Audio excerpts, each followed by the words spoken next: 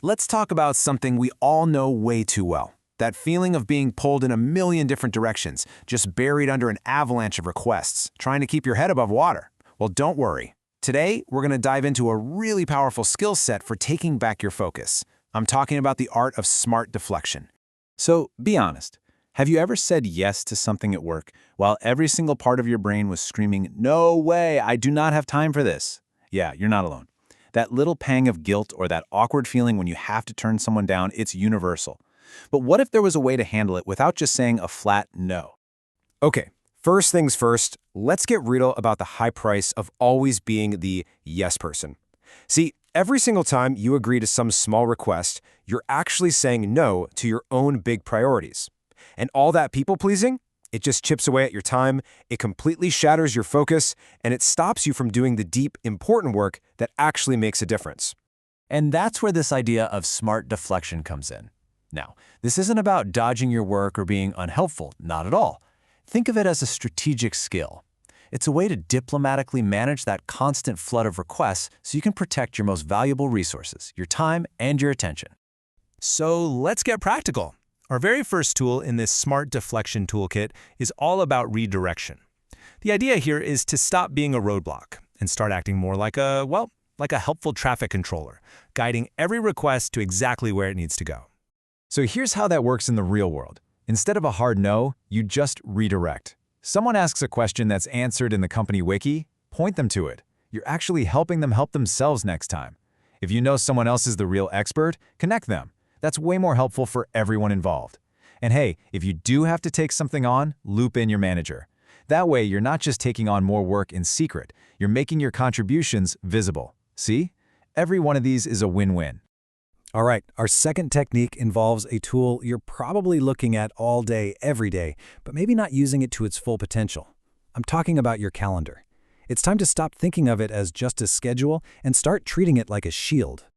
This right here is a huge mindset shift. Your calendar isn't just a passive list of where you're supposed to be. No, it's an active tool for setting and enforcing your boundaries.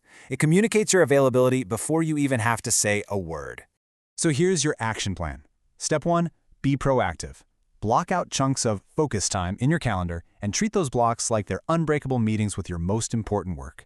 Step 2, use the tools you already have. Set your working hours and turn on that auto-decline feature for anything outside of them. And finally, step 3, guard your weekends. Mark yourself out of office. It sends a super clear signal that you're offline and you'll get back to them on Monday. Okay, now for our third and final technique. And I'll warn you, this one might feel the most counterintuitive of all. It's all about using the incredible and seriously underestimated power of the pause. Just let that sink in for a second. We work in this culture that's obsessed with instant replies, right? It feels like a race to see who can answer an email the fastest. But what if the most strategic, most powerful move you can make is to not reply at all? At least not right away. I mean, look at the two paths here. You've got the immediate responder, who basically trains everyone to expect an instant reply, turning their own day into chaos. You're not getting a medal for speed here. But then you have the strategic delayer. This person sends a powerful, unspoken message. I am busy doing focused work. That little pause gives everyone a moment to breathe and figure out if something is actually urgent. So why is this pause so effective? Well, think about it. How many times has a so-called urgent problem just fizzled out on its own? These small, trivial requests often just die a natural death if you don't jump on them immediately. Plus, a lot of the time the person who asked you has also asked 3 other people. But here's the most important part. If something is genuinely, truly urgent, they will follow up. The pause acts like this brilliant, automatic filter for all the noise.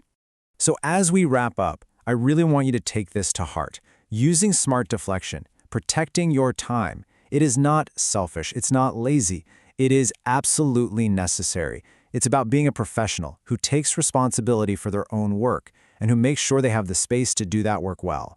And I want to leave you with this amazing quote that just says it all, really. Stop being nice and try to make everyone happy. If you want to do that, then go and sell ice creams. Your job isn't to be a people pleaser. It's to get your most important work done. So the next time you feel that pressure to say yes, just remember these techniques. Protect your focus and, leave the on-demand happiness to the ice cream trucks.